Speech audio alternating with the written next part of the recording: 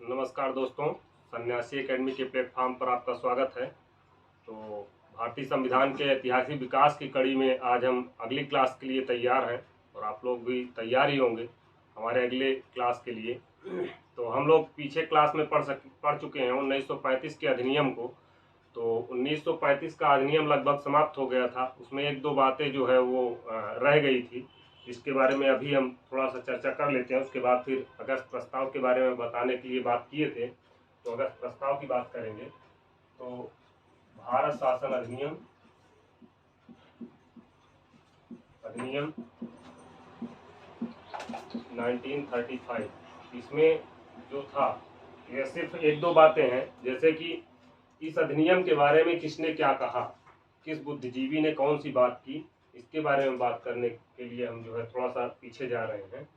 तो इसके बारे में नेहरू ने क्या कहा, जीएल नेहरू ने क्या कहा, जवाहरलाल नेहरू ने कहा कि ये एक ऐसा एक्ट है, ऐसी गाड़ी है जो जिसमें कई ब्रेक है। यानी कहा कि बिना ब्रेक वाली, तो सॉरी, हाँ, बिना, तो लगता है थोड़ा सा इसमें मिस हो रहा है। इसमें उन्होंने कहा कि अनेक ब्रेकों वाली, अनेक ब्रेकों वाली बिना इंजन की गाड़ी, बिना इंजन की गाड़ी, इसकी संज्ञा इन्होंने जो है इस अधिनियम को दी। और एक और इन्होंने स्टेटमेंट दिया कि दासता का यह अधिनियम दासता का नया चार्टर है, नया चार्टर है। इसमें कहा इस अधिनियम के बारे में कि यह अधिनियम अनेक ब्रेकों वाली बिना इंजन की गाड़ी है, और दूसरा कहा कि यह अधिनियम जो है वो दासता का नया चार्टर है। और दूसरा इसमें जो है स्टेटमेंट आया वो मदन मोहन मालवीय का आया। मदन मोहन मालवीय का, मदन मोहन मालवीय जी ने क्या कहा कि यह जो है बाह्य रूप से तो जनतंत्रवादी है, किंतु आंतरिक रूप से यह अत्यंत खोखला है। इन्होंने क्या कहा कि यह बाह्य रूप से तो जनतंत्रवादी है, लेकिन आंतरिक रूप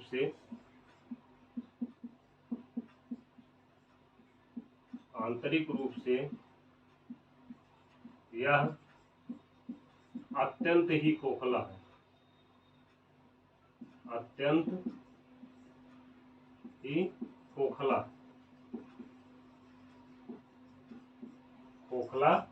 है।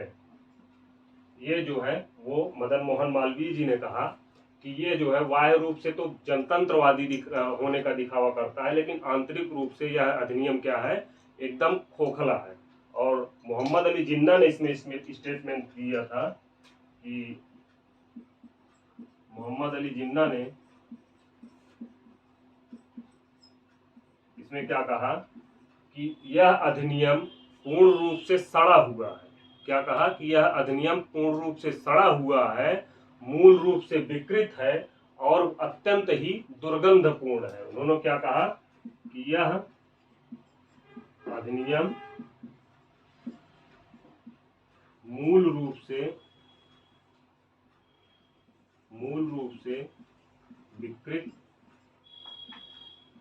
तथा पूर्ण रूप से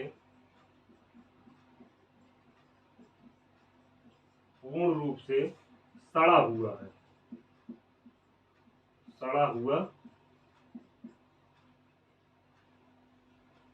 हुआ तथा अत्यंत ही दुर्गंधपूर्ण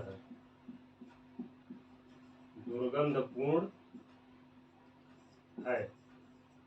ये जिन्ना का स्टेटमेंट था इस अधिनियम के बारे में। तो ये 3 चीज़ें जो है छूट गई थी, जिसको हमने कहा कि हम बता देते हैं। और 1935 के अधिनियम के बाद ये उसके बारे में जो बातें कही गई है उसको जो है इसमें ऐड कर लीजिएगा। अब हम आगे आते हैं 1940 का अगस्त प्रस्ताव। अगस्त प्रस्ताव की जो रूपरेखा तैयार की थी वो लॉर्ड लिनलिथगो ने तैयार की थी, जो उस समय का भारत का वायसराय था। और उसके माध्यम से जो है वो अगस्त प्रस्ताव पेश किया गया। और अगस्त प्रस्ताव में, जैसा कि हमने पिछली क्लास में भी बताया था, कि 1935 के अधिनियम की जो कह सकते हैं कि भूल थी, उस भूल को सुधारने के लिए, 1935 के अधिनियम की भूलों को सुधारने के लिए और प्रांतीय सरकारों के इस्तीफे के बाद जो संवैधानिक संकट उत्पन्न हुआ था, उस संवैधानिक संकट से निपटने के लिए और ब्रिटिश सरकार को एक और आवश्यकता थी कि द्वितीय विश्व युद्ध में भारत का सहयोग चाहिए था। इन तीनों चारों चीजों को जो है ध्यान में रखते हुए 8 अगस्त 1940 को अगस्त प्रस्ताव कब प्रस्तुत किया गया? 8 अगस्त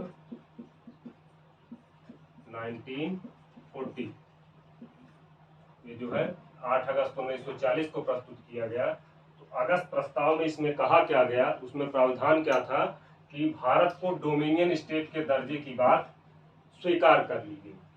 यानी भारत को डोमिनियन स्टेट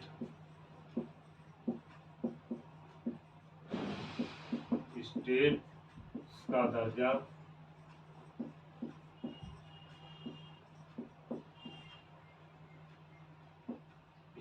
दर्जा दिया जाए। तो इसमें जो है डोमिनियन स्टेट के दर्जे की बात को स्वीकार कर लिया गया। और जो है इसमें ये घोषणा कर दी गई कि भारत को डोमिनियन स्टेट का दर्जा दिया जाएगा। और दूसरा क्या कहा गया कि युद्ध संबंधी, जो उस समय द्वितीय विश्व युद्ध होता था, उस द्वितीय विश्व युद्ध संबंधी जो विचार विमर्श होंगे, उस युद्ध संबंधी विचार विमर्श के लिए युद्ध समिति का गठन किया जाएगा, युद्ध परामर्श समिति का गठन किया जाएगा। तो इसमें कहा गया कि युद्ध संबंधी विचार विमर्श के लिए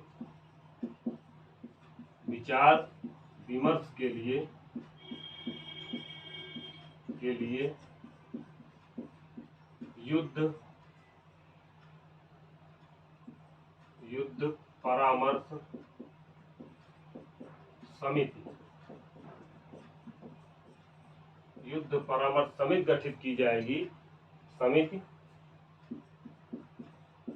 गठित की जाएगी। युद्ध परामर्श समिति गठित करने की बात कही गई। अब युद्ध परामर्श समिति क्या करती? जो भारत को युद्ध में, द्वितीय विश्व युद्ध में शामिल करने की बात थी, उस पर जो है चर्चाएं करने के लिए क्या हुआ कि युद्ध परामर्श समिति गठित की गई।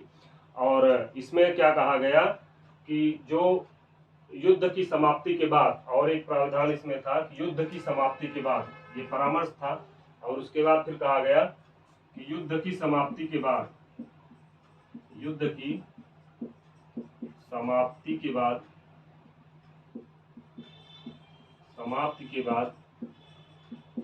अब युद्ध की समाप्ति के बाद क्या किया जाएगा कि जो देसी रियासतें हैं, भारतीय प्रतिनिधि हैं, देसी रियासतें कहें, जो भारतीय पार्टियां हैं, यानी देसी पार्टियां जो हैं, उन पार्टियों के प्रतिनिधियों को बुला करके क्या किया जाएगा, संवैधानिक विकास के बारे में, यानी जो संविधान के विकास के बारे में है, उसके विचार पर विमर्श किया जाएगा। और उसका विचार विमर्श होगा, जिसके द्वारा क्या होगा कि ये संविधान सभा के विकास और संविधान निर्माण की प्रक्रिया में अगला कदम होगा। इसमें कहा गया युद्ध की समाप्ति के बाद भारतीय पार्टियों के प्रतिनिधियों की एक सभा बुलाई जाएगी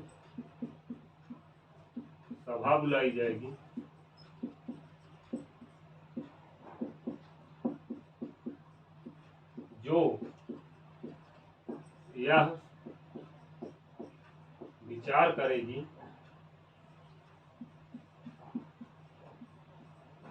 कि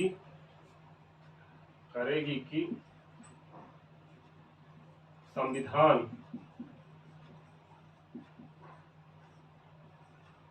के निर्माण पर परामर्श देगी, संविधान के निर्माण पर परामर्श देगी। अब इसमें क्या कहा गया कि इसमें जो है, लेकिन इसमें ये सारी चीजें तो कही गई, इसके साथ ये भी कहा गया कि इसमें अल्पसंख्यकों के प्रतिनिधि को, यानी जो अल्पसंख्यकों का विश्वास है उसको जीते बिना, यानी अल्पसंख्यकों के विश्वास के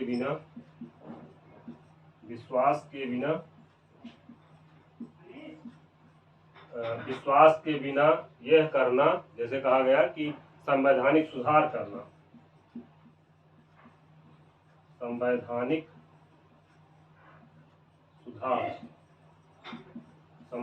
सुधार करना क्या था कि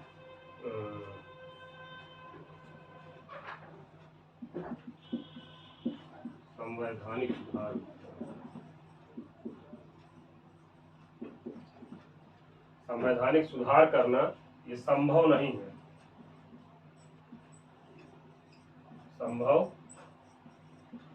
है, इसमें क्या किया गया कि एक चीज और भी कहा गया कि जो अल्पसंख्यक वर्ग है, अल्पसंख्यक वर्ग मतलब उस समय मुस्लिम अल्पसंख्यक थे, तो मुस्लिमों की मांग जो है वो क्या कही गई कि इनकी मांगों को जो है वो दबाया नहीं जा सकता है और बिना इनको विश्वास में लिए हुए किसी भी प्रकार का संवैधानिक सुधार नहीं किया जा सकता है। इनको जो है विश्वास में लिया जाएगा तभी कोई संवैधानिक सुधार किया जाएगा। ये सारी चीजें जो है अगस्त प्रस्ताव में कही गई लिनलिथगो द्वारा।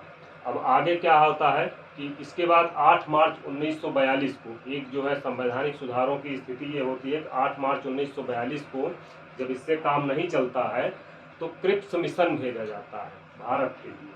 तो क्रिप्स मिशन अगला जो होगा टॉपिक होगा क्रिप्स मिशन का। तो क्रिप्स मिशन में क्या हुआ कि जो स्टोफर्ड क्रिप्स थे, ये जो है विदेशी मंत्री थे, यानी विदेश में भारतीय मंत्री थे। तो इनकी अध्यक्षता में क्या किया गया कि क्रिप्स मिशन जो है वो भारत आया। उसमें क्या कहा गया कि इसमें जब क्रिप्स मिशन भारत आया तो उस समय मुस्लिम लीग की जो मांग थी, जो मुस्लिम लीग की मांग थी वो अलग राष्ट्र से कम कुछ भी नहीं थी। यानी क्रिप्स मिशन के सामने, यानी क्रिप्स मिशन के आते आते क्या हुआ कि जो मुस्लिम लीग की मांग थी जिसका नेतृत्व जिन्ना कर रहे थे, उस समय क्या हुआ कि उनका एक अधिवेशन हुआ लाहौर में 1940 में। अगस्त प्रस्ताव के समय 1940 में जो है लाहौर में मुस्लिम लीग का अधिवेशन हुआ, जिसमें उन्होंने क्या कहा कि अब हमें किसी भी कीमत पर एक मुस्लिम राष्ट्र चाहिए। यानी जो जिन्ना उस समय हिंदू मुस्लिम के एकता की वकालत कर रहे थे, उस समय हिंदू मुस्लिम जो है ये भाई भाई की बात कर रहे थे, अब उनका सुर पूरी तरीके से विपरीत दिशा में जा चुका था और वो अब चाहते थे खुल के कि हमको एक जो है अलग राज्य का, यानी अलग देश का जो है मांग थी उनकी, अलग देश चाहते थे। उन्होंने कहा कि अब हमको केवल पाकिस्तान चाहिए, यानी किसी भी कीमत पर हमको पाकिस्तान एक अलग देश बनाना है। और जो जिन्ना पहले एक स्टेटमेंट दिया करते थे कि हिंदू मुस्लिम जो है ये इस राष्ट्र की दो आंखें हैं, अब उन्होंने इस तरीके के सुर अपना लिए थे।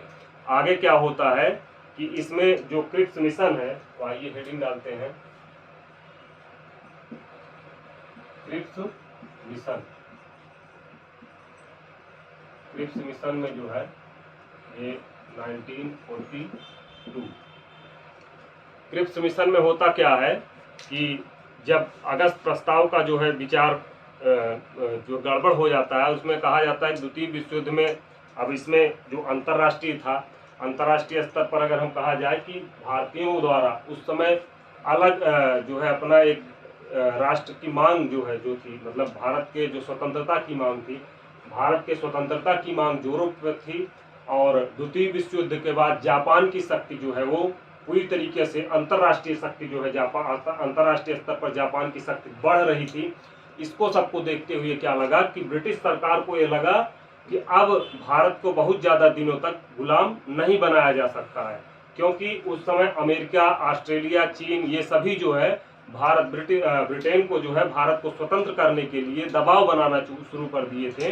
तो उस दबाव को झेलने के लिए यानी ब्रिटिश सरकार ये दबाव झेल नहीं सकी और उसने जो है निर्णय लिया कि भारत को अब ज़्यादा दिन तक भारत की स्वतंत्रता टाली नहीं जा सकती है। तो उसने जो है 1942 के जो क्या नाम के प्रावधान किए गए थे, वो उस समय जो है ब्रिटिश पीएम जो है वो चर्चिल थे। ये क्रिप्स मिशन के समय जो है ब्रिटिश पीएम, ब्रिटिश प्रधानमंत्री कौन था? चर्चिल थे, विंस्टन चर्चिल थे। और उस समय भारत में वायसराय जो थे जो है स्टैफोर्ड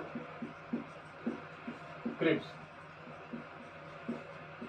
ये जो है क्रिप्स मिशन भारत आया। इसने क्या किया कि भारत को संविधान की रचना, जो इसमें जो प्रावधान किया गया उसमें कहा गया कि भारत के संविधान की रचना जो होगी वो भारतीयों द्वारा होगी। यानी यहाँ पर भारतीय संविधान की खुल के चर्चा होने लगी, भारतीय संविधान के निर्माण की। तो क्रिप्स मिशन में कहा गया कि भारत का संविधान भारतीयों द्वारा होगा। अब इस मांग को गांधी जी पहले ही कह चुके थे कि भारतीयों के संविधान, इस मांग को भारतीय को कहा था गांधी जी ने कि भारतीयों के संविधान जो होगा वो भारतीयों द्वारा ही निर्मित होगा, वो पूर्णतः जो है वो स्वदेशी संविधान होगा। तो अब इसमें जो है क्या कहा गया कि भारतीय संविधान का जो निर्माण होगा वो भारतीयों द्वारा होगा और भारतीयों की जो संविधान सभा होगी, तो अगर भारतीय संविधान सभा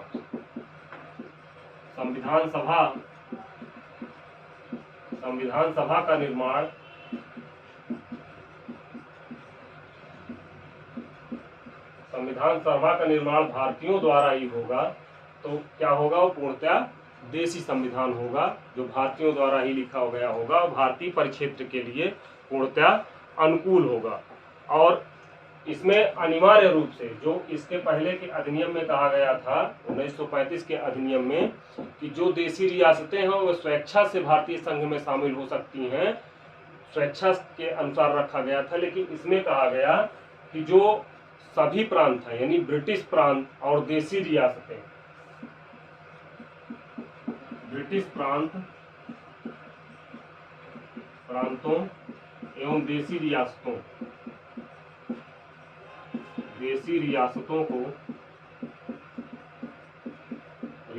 को मिलाकर एक संघ की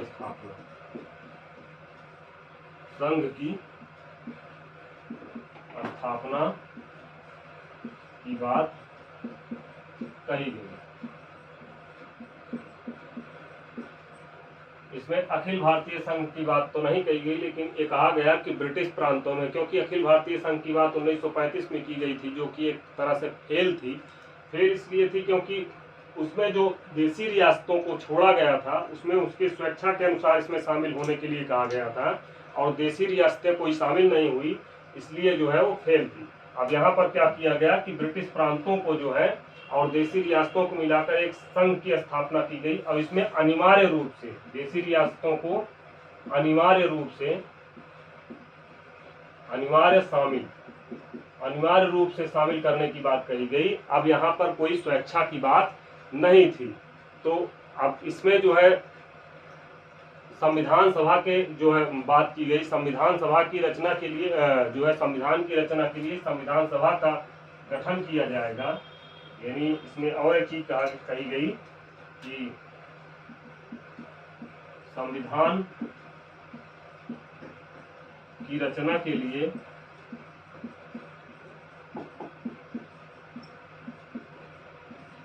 संविधान सभा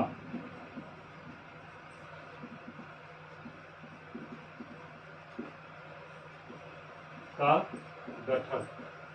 पहली बार स्पष्ट रूप से संविधान सभा की जो गठन की बात कही गई वो क्रिप्स मिशन में कही गई, और इसको जो है गांधी जी ने क्या कहा, गांधी जी ने कहा कि ये जो मतलब क्रिप्स मिशन है इसके बारे में गांधी जी ने कहा कि ये पोस्ट डेटेड चेक है, पोस्ट डेटेड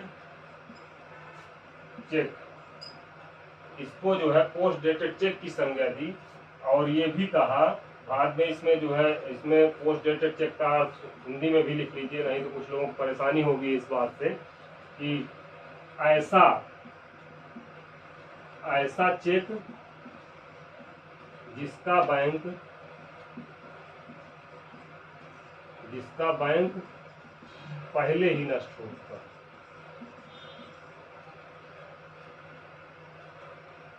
ऐसा नहीं, ऐसा चेक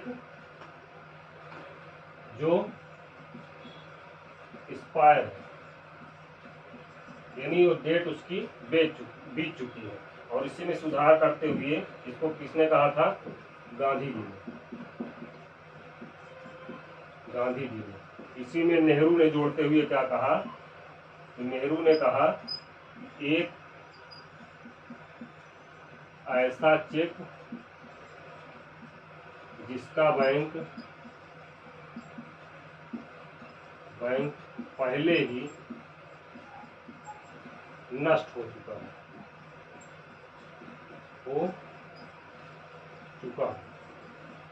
इसमें ये सारी बातें कही गई, जिसका बैंक पहले ही नष्ट हो चुका है। तो ये क्रिप्स मिशन क्या हुआ, इसका भी विरोध हुआ, और इसका विरोध होने में जो है बहुत सारे क्रांतिकारी शामिल थे विरोध करने में, और इसका विरोध हुआ। और लगातार विरोध के बाद क्या हुआ, इन सारे प्रावधानों को बहुत ज़्यादा हकीकत के रूप में जो है परिणत नहीं किया जा सका। अब इसमें आगे फिर एक प्रस्ताव और आता है, जैसे बेवल योजना की। तो बेवल योजना जो बीच में आई, अब बेवल योजना के बारे में भी हम बताएंगे।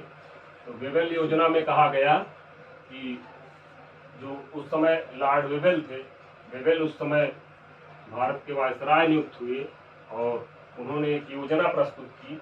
अब उनकी योजना क्या थी, उस योजना के बारे में ब्रिटिश सरकार ने क्या बात की, उसके बारे में भी बात करेंगे। और ब्रिटिश सरकार को इस योजना से क्या लाभ हुआ और भारतीयों को क्या लाभ हुआ, इसके भी बारे में बात करेंगे। तो इसमें बेवल योजना जो प्रस्तुत की गई, तो उसमें क्या हुआ कि लिनलिथगो के स्थान पर बेवल को भारत का वायसराय बनाया गया, और संवैधानिक गतिरोध को दूर करने के लिए इसमें 4 जून 1945 को, यानी बेवल योजना क्या हुआ,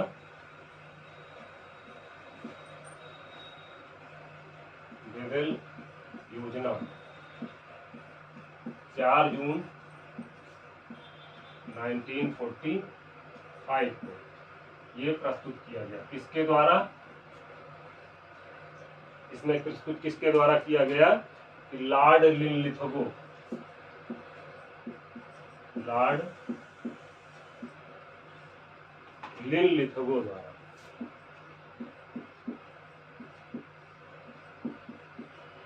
लॉर्ड लिनलिथगो द्वारा ये योजना प्रस्तुत की गई। और ये क्या था कि संवैधानिक सुधार, यानी संवैधानिक गतिरोध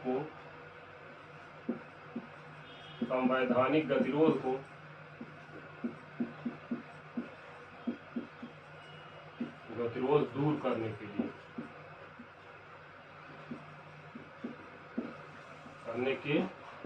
लिए संवैधानिक गतिरोधों को दूर करने के लिए क्या हुआ कि लॉर्ड लिनलिथगो द्वारा बेवल योजना प्रस्तुत की गई। बेवल योजना प्रस्तुत की गई। एक मिस हो रहा है इसमें। लॉर्ड लिनलिथगो की जगह पर जो है क्या कहा गया था, बेवल को भारत का वायसराय बनाया गया था, बेवल के द्वारा प्रस्तुत की, बेवेल द्वारा। तो इसमें थोड़ा सा क्या होता है कि जैसे पढ़ाते वक्त बोल कुछ और रहे हैं, लिख कुछ और रहे हैं, तो उसमें जो है थोड़ा सा कॉम्बिनेशन में गड़बड़ हो जाता है, सॉरी इसके लिए। तो ठीक है, बेवेल के द्वारा जो है वो प्रस्तुत किया गया। बेवेल को क्या है, लिनलिथगो के जगह पर भारत का नया वायसराय बनाया गया था। और इसमें कहा गया कि 4 जून 1945 को एक योजना प्रस्तुत की गई, जिसमें जो है सुधारों को लागू करने के लिए, इसमें क्या हुआ कि सुधारों को लागू करने के लिए क्या कहा गया कि इन सारे सुधारों को लागू किया जाए और भारत में जो है क्या किया जाए कि केंद्र में नई कार्यकारिणी के गठन की बात कही गई। इसमें क्या कहा गया कि केंद्र में नई कार्यकारिणी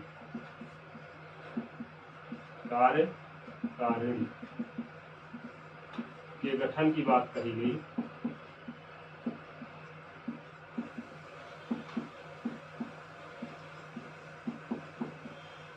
इसमें क्या कहा गया कि केंद्र में जो है केंद्रीय कानूनों को बनाने के लिए जो केंद्र की कार्यकारिणी है वायसराय की, उस कार्यकारिणी को पुनर्गठित किया जाए, यानी फिर से जो है नई कार्यकारिणी बनाई जाए और परिषद में वायसराय तथा सैन्य प्रमुख के अतिरिक्त शेष सभी सदस्य भारतीय हों। और इस कार्यकारिणी परिषद का जो है, इसमें क्या हो, परिषद जो हो इसकी कार्यकारिणी की, इसमें जो है जो वायसराय है,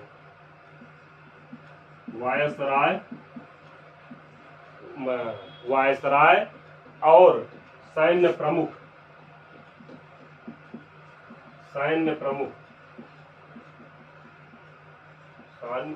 प्रमुख को छोड़ करके इसमें क्या कहा जाए कि अतिरिक्त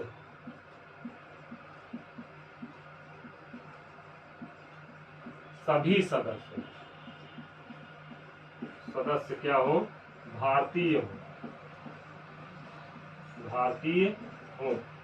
अब इसमें जो कहा गया कि भारत वायसराय और सैन्य प्रमुख के अतिरिक्त सभी सदस्य क्या हो, भारतीय हो। किसमें, नई जो कार्यकारिणी गठित की जाए, नई कार्यकारिणी के जो परिषद है उसमें जो है भारतीयों को वरीयता दी जाए और भारतीय जो है इसमें ज्यादा से ज्यादा शामिल किए जाए।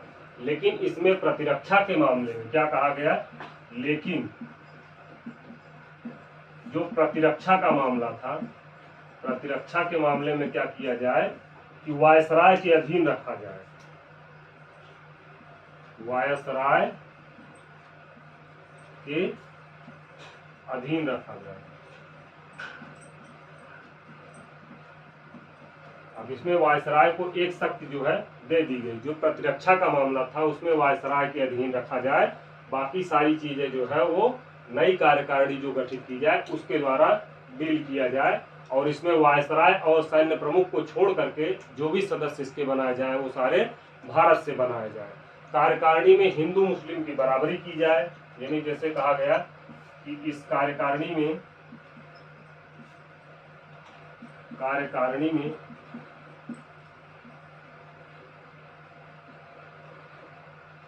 नई जो कार्यकारिणी गठित की जाए, इसमें क्या कहा जाए, कार्यकारिणी में हिंदू तथा मुस्लिमों की संख्या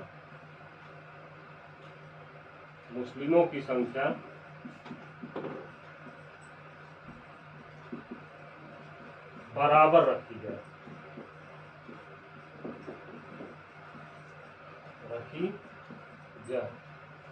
अब इसमें हिंदू मुस्लिमों की संख्या जो है वो बराबर रखने की बात कही गई। और इस कार्यकारिणी में जब बराबर होंगे तो बराबर का अधिकार भी होगा राष्ट्रीय। और कार्यकारिणी के अतिरिक्त जो कहा गया कि कार्यकारिणी के अतिरिक्त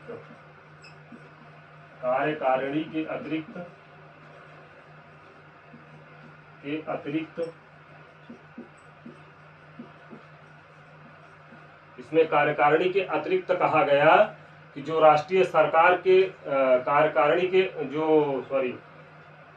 कार्यकारिणी जो इसमें होगी उसके अतिरिक्त जो है इसमें वायसराय के जो प्रतिरक्षा का मामला है उसमें वायसराय के अधीन इसको रखा जाएगा। ये वायसराय के अधीन होगा। इसमें थोड़ा सा चलो इसको तुम पहले ही बता चुके हैं, इसमें विशेष कुछ नहीं है।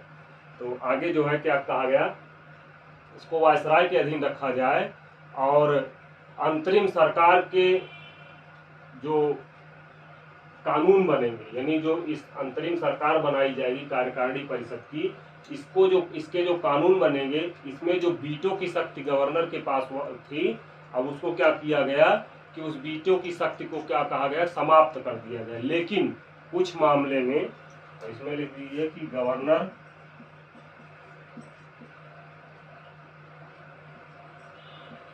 जनरल के वीटो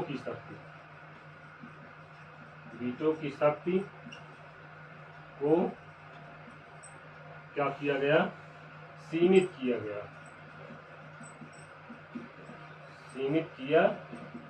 गया।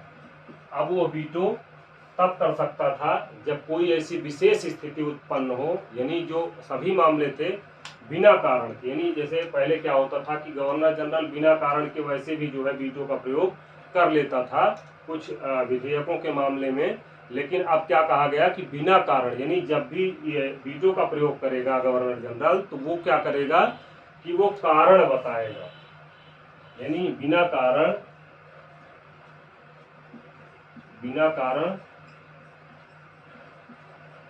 वीटो नहीं। अब वो जो क्या करता था कि बिना कारण वीटो नहीं प्रयोग कर सकता था। और इसमें एक प्रावधान किया गया कि युद्ध के उपरांत क्या होगा, युद्ध के उपरांत भारतीय जो है संघ अपना एक संविधान सभा बनाएगा और उसमें क्या करेगा कि अपने संविधान का निर्माण करेगा, भारतीय स्वयं अपने संविधान बनाएंगे। द्वितीय विश्व युद्ध के बाद भारतीय संघ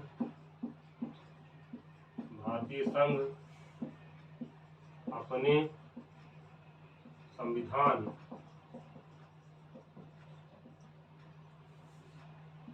का निर्माण स्वयं करेंगे।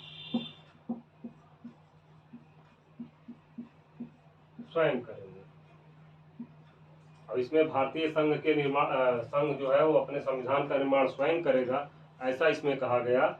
और भारत छोड़ो आंदोलन के दौरान, जो भारत छोड़ो आंदोलन था, उस आंदोलन के दौरान जो भी नेता गिरफ्तार किए गए थे उनको छोड़ने की बात कही गई। और इसमें बेगल योजना में भारतीय राष्ट्रीय आंदोलन के दौरान राष्ट्रीय आंदोलनों में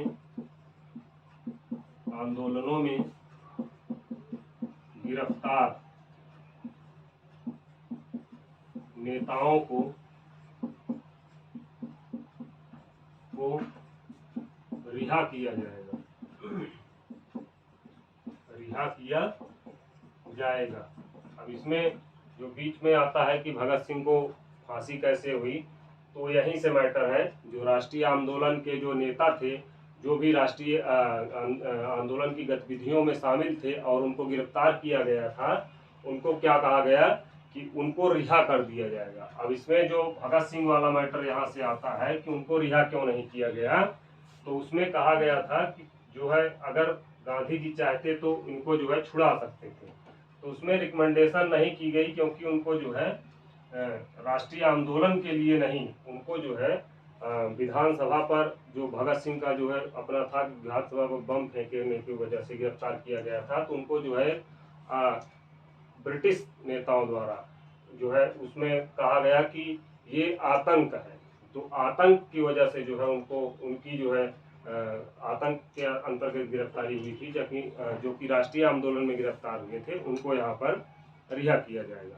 हालांकि इन सब चर्चाओं को जो है करना नहीं, हमको भारतीय संविधान के विषय में ज़्यादा बात करनी है। तो ये सारी चीज़ें हुई और उसके बाद फिर बात आती है कैबिनेट मिशन की। अब कैबिनेट मिशन में क्या हुआ कि कैबिनेट मिशन जब आया तो वो जो है पूर्णतः भारतीय संविधान की जो गठन की बात की, संविधान सभा के निर्माण की बात की, उसको क्या किया कि पूरी तरीके से स्पष्ट रूप से सारी बातें कैबिनेट मिशन में कही गई। और भारतीय संविधान के निर्माण में जो संविधान सभा की भूमिका थी उसका जो सूत्रपात होता है, उसके जो प्राविधान होते हैं वो कैबिनेट मिशन के अंतर्गत होते हैं। अब कैबिनेट मिशन के बारे में जो है पढ़ेंगे अगली क्लास में, क्योंकि क्लास बहुत लंबी हो रही है, तो आगे बात करेंगे। तब तक के लिए नमस्कार। हमारे वीडियो को, चैनल को सब्सक्राइब करते रहें, लाइक और शेयर करते रहें। नमस्कार, धन्यवाद।